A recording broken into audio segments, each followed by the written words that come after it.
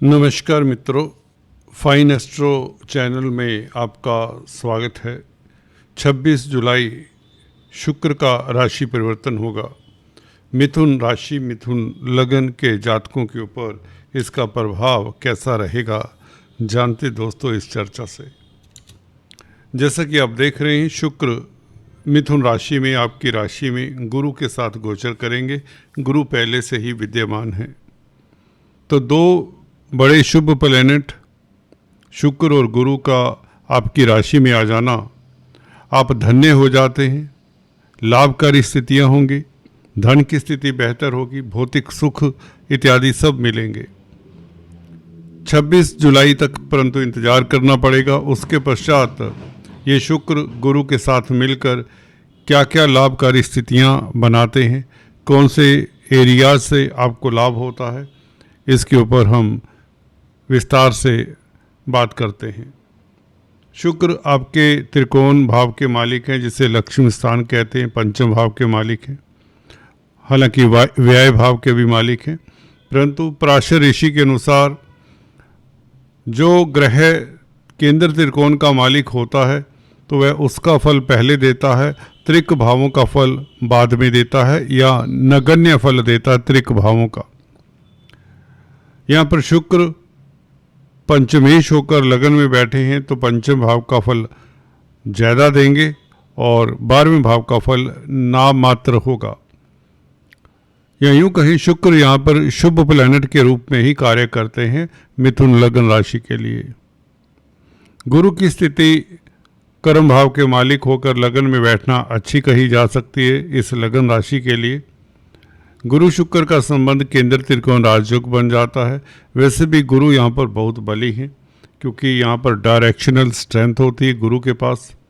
शुक्र वैसे ही पंचमेश हैं, पंचम स्थान का मालिक राशि में बैठे, लगन में बैठे तो व्यक्ति स्पेकुलेशन का, राजनीति का शौकीन होता है।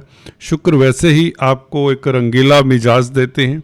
आप शौकीन किस्म के व्यक्ति हो सकते हैं। भौतिक पदार्थों को इकट्ठा करना, सौंदर्य प्रसाधनों को इकट्ठा करना, सुंदर सुंदर परिधान यूज़ करना, सेंट्स इत्यादि का प्रयोग करना, कला के प्रति आपकी आसक्ति होनी, कलाकार भी हो सकते हैं आप, अच्छे एडवाइज़र हो सकते हैं।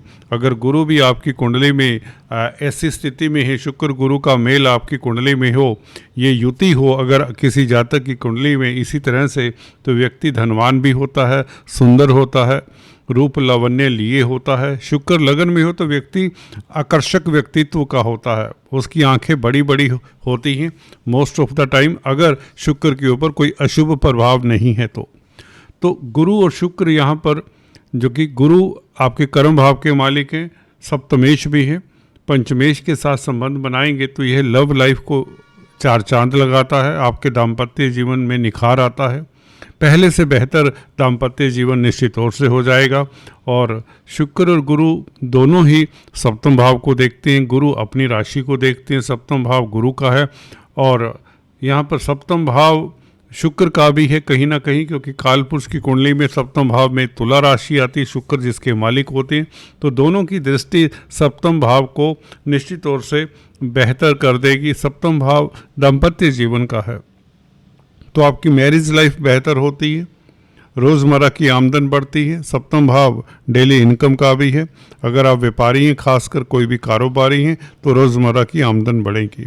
इस अवधि में आपकी वाणी में एक खास मिठास होगा, एक आकर्षण होगा, जिससे आपका प्रभाव क्षेत्र बढ़ेगा, आप कोई बड़ी उपलब्धि पा सकते हैं, आपका नेम फेम बढ़ने वाला है इस अवधि में। गुरु की दृष्टि भाग्य स्थान के ऊपर होने से आप भाग्यशाली हो जाते हैं। गुरु क्योंकि भाग्य के कारक हैं, किस्मत के कारक हैं और कर्म भाव के मालिक हैं, तो कैरियर को लेकर अगर किसी तरह का प्रॉब्लम है, उसका सलूशन आपको मिलने के योग बनते हैं।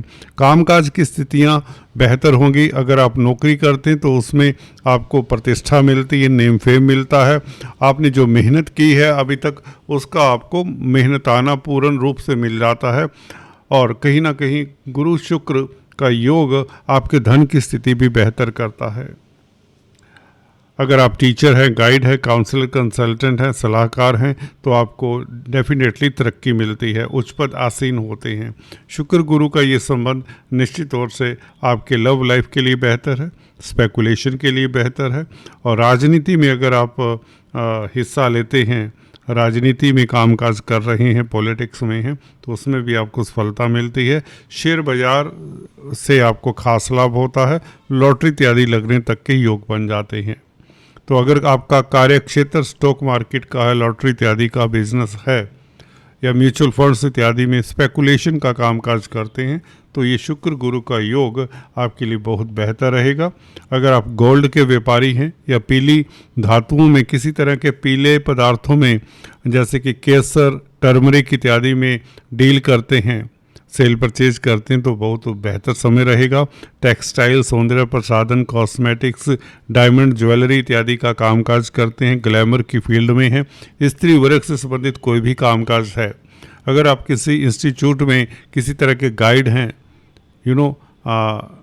और जो लोगों को गाइड करने का काम करता है, सलाहकार हो सकते हैं आप, तो उनके लिए काफ़ी अच्छा समय रहेगा।